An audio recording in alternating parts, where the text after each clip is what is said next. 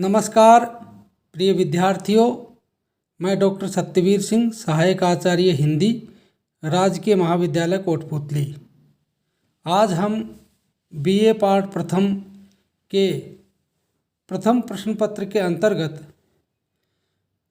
कवि नरपति नाल्हे कृत बीसलदेव रास के निर्धारित पाठ्य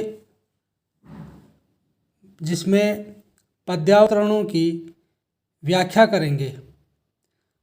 इस व्याख्या के अंतर्गत पहला पद है दुसरई कड़वई गणपति गाय, नमन करी नहीं लाग ही पाए, तो ही लंबोदर बीन बहू, चौसथी जोगनी का अगिवान, चौथी जुहारहु खोप रहा, भुवन मोहावर कामनी। यह पद्य एक तरह से इस पुस्तक के मंगलाचरण के रूप में आया है। इसे मंगलाचरण के रूप में देखा जा सकता है। संपूर्ण पद्य में आस्था है, भक्ति है और गणेश जी की प्रार्थना है। क्या कहते हैं कवि? दूसरई मतलब है दूसरे, कड़वई एक कड़वक छंद है, उसकी बात कहते हैं। गणपति गाय, कवि कहते हैं कि हे गणेश जी लंबोदर, गणपति गणेश जी का ही पर्यायवाची है कि मैं अपनी इस रचना को प्रारंभ करूं और ये रचना एक कालजयी रचना के रूप में आए, श्रेष्ठ रचना के रूप में बढ़े, पाठक इसे पसंद करें, तो मैं आपकी वंदना कड़वक छंद में प्रस्तुत करना चाहता हूँ। गाई मतलब गाना, चाहना मतलब यहाँ पर सृजन करना, प्रस्तुत करना। नमन करी नहीं लाघव पाए, मैं आपको वंदन करता हूँ, नमन करता हूँ और आपके चरण स्पर्श करता हूँ। लागई पाई मतलब है पैर। तो ही लंबोदर बीन बहू, हे, अब यहाँ गणपति गणेश जी का ही दूसरा पर्यायवाची है लंबोदर, उनको लंबोदर भी कहा गया है। वीण बहू का मतलब वंदना, मैं आपकी वंदना करता हूँ। चौसथी जोगनी का अगिवान, यानी चौसथी मतलब चतुर्थी, जोगनी यहाँ पर 64 जो योगनियाँ हैं जो हमारे धर्मशास्त्र में आती हैं उनके बारे में कहा है। अगिवान का मतलब कठोर व्रत। चौथी जुहारहु खोपरा, और मैं आपको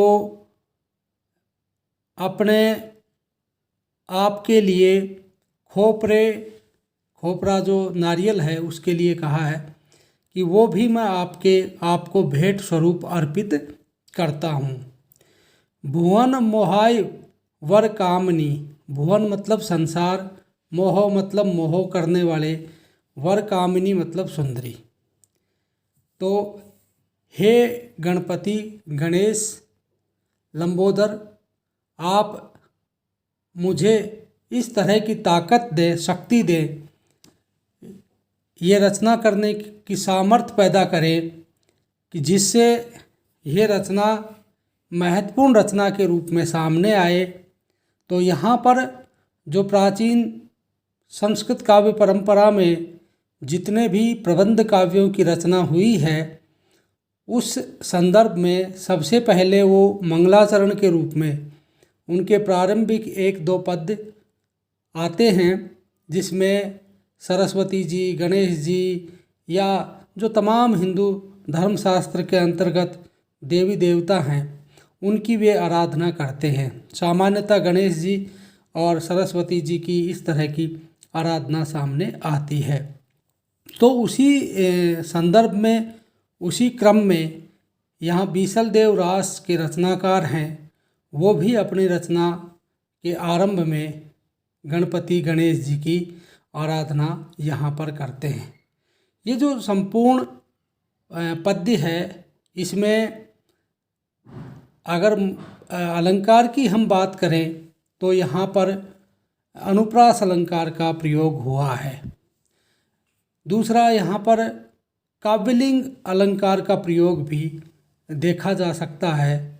यहाँ पर छंद की बात करें तो कड़वक छंद है, केदारा छंद का प्रयोग यहाँ पर हुआ है। हम भाषा की बात करें तो यहाँ पर राजस्थानी भाषा है, और जो हमारी एक तरह से अपभ्रंश से निकलकर राजस्थानी और आधुनिक हिंदी की तरफ बढ़ रही थी, उस तरह के प्रयोग भी यहाँ पर देखे जा सकते हैं।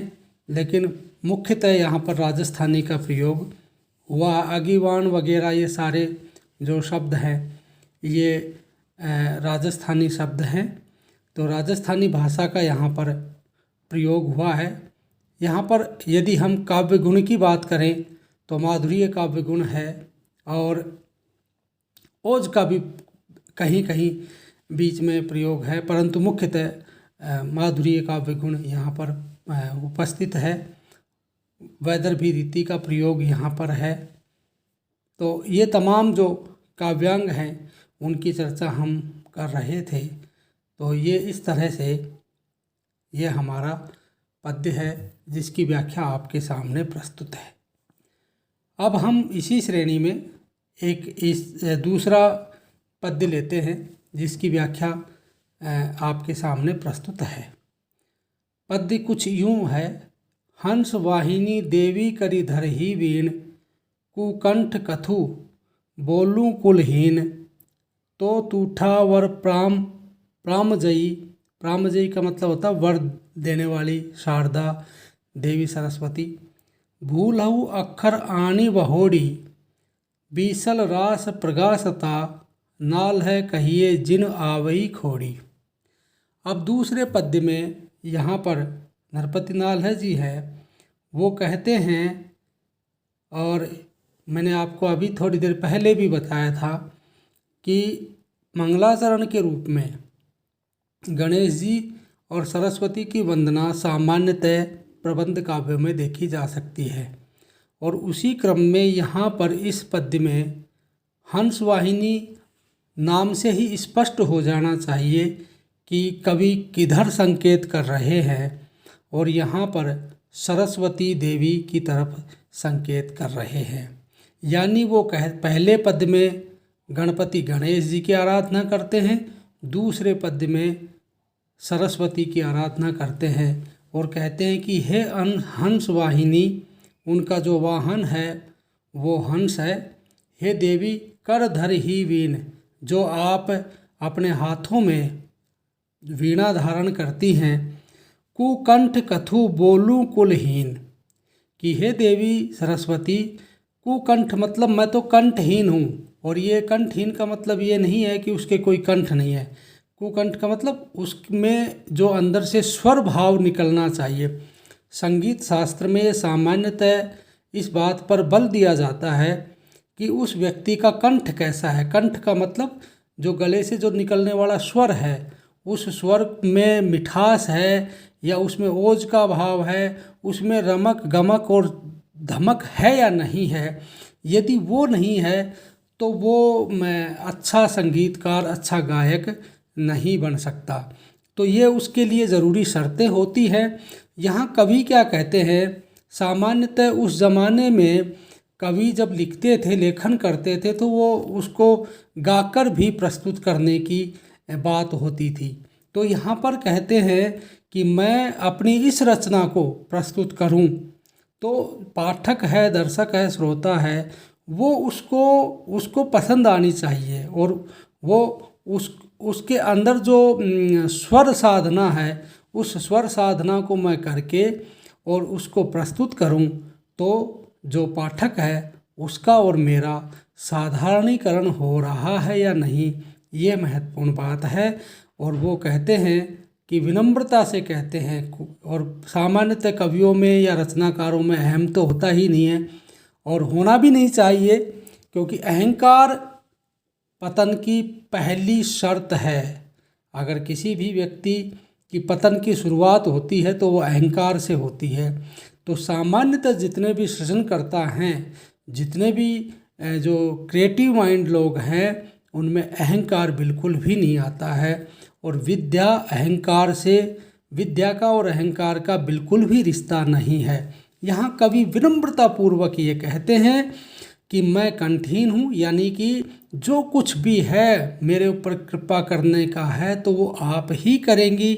कथु मनि कहूँ बोलूँ कुलहीन, यानी कि मेरे तो परिवार में कवि परंपरा भी नहीं है। सामान्यतः ये होता है कि पहले उसके पिताजी या और कोई ऐसे कवि थे जिनसे उसने सीख कर और अच्छी रचना करने का वो सामान्यतः उसने अपने परिवार की पाठशाला में ही सीख लिया हो। तो ऐसा भी नहीं है कि मैं कवियों के उस कुल से परिवार से आता हूँ कि जिससे मैं अच्छी रचना कर सकूं। तो मैं कुलहीन हूँ, यानी कि मैं सामान्यतः जन्मजात कवि नहीं हूँ। तो तूठा वर प्राम जई, यानी उसके बाद भी आप मुझसे प्रसन्न हो। तूठा का मतलब है प्रसन्न होना, और आप मुझे वर दीजिए, मैं आपके सामने हाथ जोड़कर नमन करता हूँ। भूलऊ अक्षर आनी वहोड़ी, और यदि जब मैं रचना करूँ तो कहीं अक्षर ये राजस्थानी शब्द है, अक्षर का जो तत्सम रूप है वो अक्षर, आनी मनी आकर वहोड़ी मनी लौटा देना, यानी कहीं पर अगर मैं रचना करूं तो उस रचना करते समय यदि मैं कोई अक्षर शब्द भूल जाता हूं, यानी उस रचना के भाव के अनुकूल यदि शब्द संधान नहीं हो पाता है, मेरी जो अनुभूति है उसके अनुसार यदि अभिव्यक्ति नहीं हो पाती है, तो आप मुझे बल दीजिए, ताकत दीजिए, और मेरी स्मृति को जो स्मृति में चली गई थी उसको पुनः लाइए, और आप ही मुझे वो सारी चीज़ आकर लौटाइए। यानी कि मैं कुछ भी नहीं हूँ, यदि कोई है तो वो आप हैं, और आप ही मुझसे रचना करवाएंगी, यानी आप ही मुझे साथ देंगी। बीसल रास प्रगासता, और मैं बीसल रास, यानी ये जो बीसल की कथा है इसको रास शैली में मैं, प्रकाशकता मतलब होता है प्रकट करना, प्रकाशित करना, लिखना, व्यक्त करना, तो मैं इसको व्यक्त करना चाहता हूँ, और इससे पहले मैं आपसे अनुमति चाहता हूँ।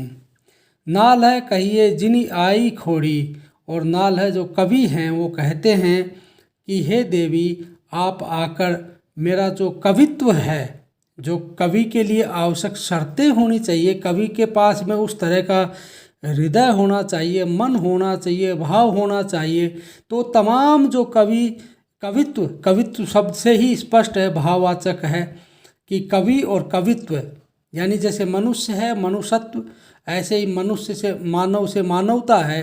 तो जैसे मानव एक जातिवाचक संज्ञा है तो मानवता भाववाचक है, कवि एक जातिवाचक है तो कवित्व एक भाववाचक संज्ञा है। यानी कहने का तात्पर्य स्पष्ट है कि कवि यहाँ कहते हैं कि हे देवी शारदा आप मेरे अंदर कवित्व का भाव आकर भर दीजिए, जिससे मैं बीसल का चरित्र यहाँ पर सृजित कर सकूं, रचित कर सकूं और उसकी रचना कर सकूं, जो रचना बहुत ही महत्वपूर्ण रचना बने, पाठकों को पसंद आए और जिसका चरित्र लिखा गया है उसको भी पसंद आए। यहाँ पर एक बात तो स्पष्ट है कि यह संपूर्ण पद्य के भाव को समझने के पश्चात आप सभी विद्यार्थियों को ये समझ लेना चाहिए कि जब रचनाकार रचना करता है या कोई भी रचनाकार है वो बहुत ही विनम्रता की पराकाष्ठा पर पहुंचा हुआ होता है। कोई भी रचनाकार कभी, कोई भी सृजनकर्ता, कोई भी दुनिया के तमाम जो क्रिएटिव माइंड लोग हैं वो कभी भी ये घमंड नहीं करते हैं कि मैं हूँ। वो हम के भाव को लेकर चलते हैं, समूह के भाव को लेकर चलते हैं, और जब वो तमाम प्रकृति और जो मनुष्य का रिश्ता है उसको जोड़कर चलते हैं, तो वहाँ पर उनके जो मन स्थिति है, मनस में जो भाव हैं, विचार हैं, वो भी उसी तरह के आते हैं और वो रचना अपने आप ही अलौकिक रचना के रूप में चली जाती है, एक महत्वपूर्ण रचना बन जाती है। तो यहाँ छंद की बात करें तो पूर्ववत छंद वही यहाँ पर चल रहा है, और यदि गुण की बात करें तो वही माधुर्य, और रीति की बात करें तो वैदर्भी है, और अलंकार की बात करें तो यहाँ पर अनुप्रास अलंकार का प्रयोग बहुत ही बखूबी के साथ प्रस्तुत है। तो तमाम जो ये जो दो पद थे, इन दोनों पदों में कवि अपने जो देव हैं, इष्ट हैं, और जिनको वो मानते हैं, उनकी आराधना के पश्चात ही अपनी रचना को अंजाम देना चाहते हैं। उनकी अनुमति के बाद ही वो रचना करना चाह रहे हैं। तो ये बहुत कुछ स्पष्ट आपको हो गया होगा। अब अगले भाग में हम दूसरे पदों की व्याख्या करेंगे। धन्यवाद।